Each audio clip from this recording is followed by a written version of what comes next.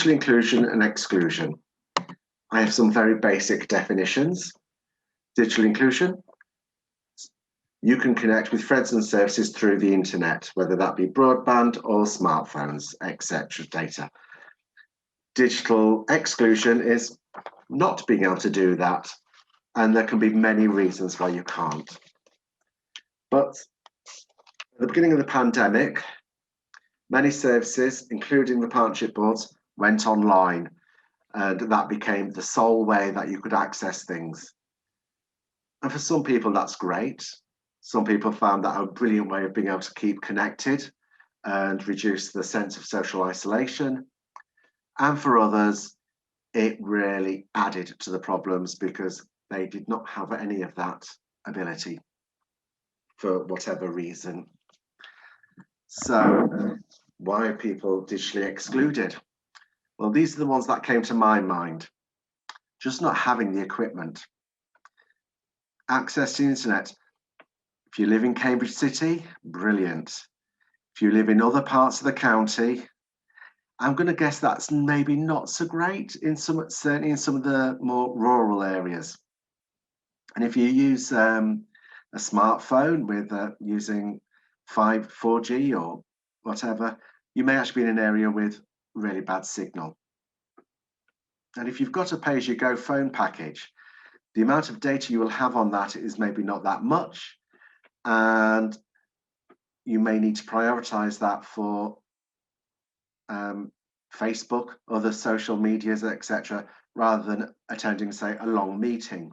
It could really eat up your data package. But people also maybe have a number of concerns. They may have lack of confidence when it comes to the internet. My mother's favorite, she's scared of breaking everything. She thinks she's going to break the internet.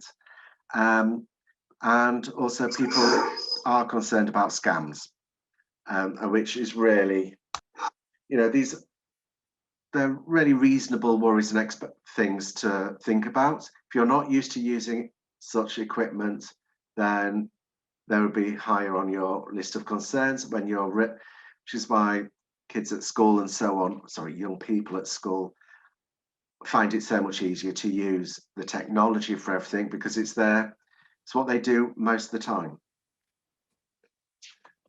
So our partnership boards were always in person around the county, but we all met in a room. It was great.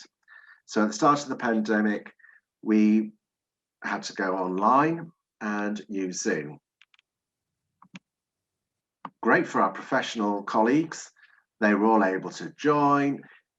Some were even redeployed to doing very COVID-19 related support, but actually they found the time to actually connect into some of our meetings. So actually they could keep abreast of any of the issues that were going on. So really helpful for our independent members, people of lived experience. Most could, some with a bit of support, but most could actually get involved.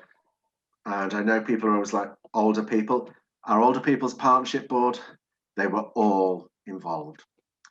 But some didn't have access to the internet, but some also had access, but actually were not very good. I regularly get a chain of emails from one of our Learning Disability Partnership Board members, and every email is a separate word because, yeah, that's the way she uses it. So I then have to decipher. That's not her fault, and no one's in a position to be able to sit down and explain how to do it differently. But she's making an effort, which is, I think, a brilliant thing. So that's what some of the issues are. Obviously, we had to support people who did not have access. So we provided people, as we always had, the paperwork for the meetings in a hard copy by post. We then phoned them to hear their views and experiences. And it was my role then to actually feed that back into meetings. And we, used the system where people could actually join by phone, but that's not always successful. And 2 hours with a phone in your hand next to your ear is really pushing your luck and really not comfortable. But we did do something which was really good. We've had, when the regulations have allowed, we've been able to have some people come into our meeting rooms at the Maple Centre, and we've been able to do a bit of a hybrid meeting, which has been a lot of education for us who've been involved in that, to actually see how that is. And that helps us thinking about how we'll do things in the future in different ways to help people. But these were just basically a plaster over a big cut. It was not a proper solution. We'd even gone as far as offering one of our carers a laptop. And as you can see here, he said, will someone come and sit with me and show me how to use it, switch it on, etc. He's never used computers. It's not part of his life. How would he know? He has the most basic type of mobile phone, a text and phone type phone, So, it's not so that he could even think of how he could move forward. Whether he wishes to as things change, that's for him. So that was the experience of the partnership boards. Jo is now going to talk about a project that she's leading on around Gypsy Roma traveller communities. Thank you, Graham. So we were very fortunate that we've secured 3 years funding from the lottery for our Health Matters project, which we're hoping to start in the next few months. The project is over 2 different things. One will be very much welcomed cultural awareness training for frontline health and social care staff. The communities told us that was really something that they would encourage and were keen to be part of. And the second part will be a network of community listeners from the Gypsy Traveller and Roma communities, so we can hear about their experiences and barriers to using local health and social care services, and encourage co-production events as well. The lottery also asked us if we would like to look at doing some emergency funding, and again really focusing on what the community said they were struggling with and would welcome some help. It was short-term 6-month support. We worked in partnership with the Cambridge and Traveller Health team, Shani Larwood and her team, and Peter Torak at Compass, Roma charity based in Peterborough, and very much came loud and clear that the communities were really struggling with digital connectivity. They were not able to access digital health appointments. They were struggling to book vaccinations and find out health information that they really, really needed. So again, we listened to what was needed, and it wasn't just about equipment. The really, really important bit was that we needed to have the kit, the connectivity, and actually we managed to get telephone support. So as well as providing everything that was needed to make the connection and to attend those appointments and to find out that healthcare information, we were able to work with Cambridgeshire Online, who provided the online support, which was really, really important. We were delighted to be able to support 20 families, which the Traveller Health team and Compass decided who needed the support, and as well as the benefits in terms of accessing health information and appointments, there was a whole host of other benefits that were reported back to us. One thing particularly pleased with is they'd been working with a group of adult learners who had attended face-to-face support in improving their skills in various different ways before COVID struck, and those adult learners were able to continue those lessons online rather than have a really big gap, which they really, really welcomed. And as with many people, the tablets and connectivity also supported homeschooling, and most importantly, helped them stay in touch with family and friends. I think just for me to finish with a quote from the University of Cambridge that says, COVID has intensified the UK's digital divide for the UK's poorest and most vulnerable people.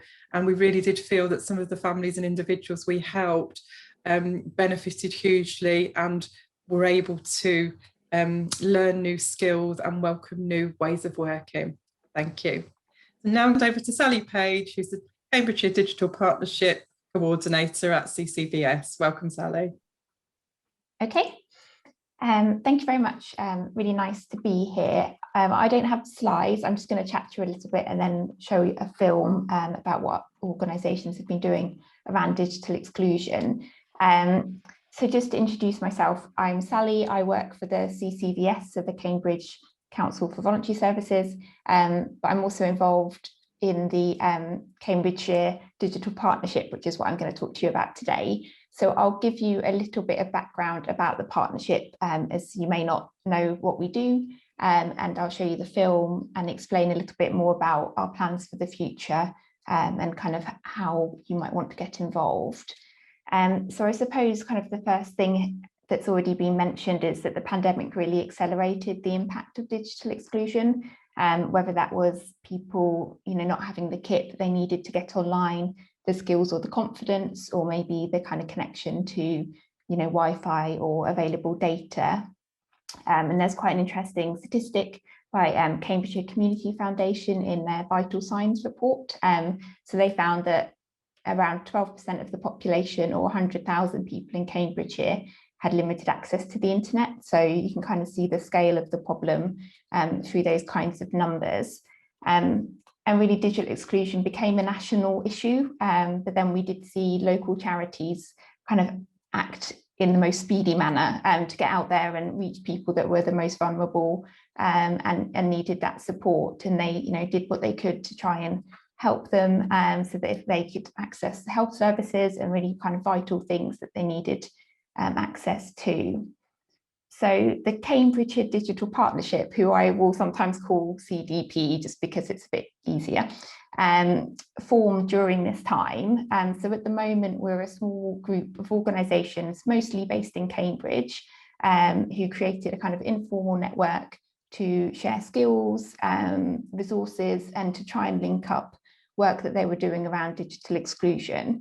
And I think the best way to explain this is to show you a short film in a second, but just to kind of introduce it. So at the moment, the organisations involved are Cambridge Online, Cambridge Youth Panel, CHS Group, who are a housing association, and their New Horizons service, which you'll hear more about in a moment, and then the CCVS, which is me, and then the Cambridgeshire County Libraries as well.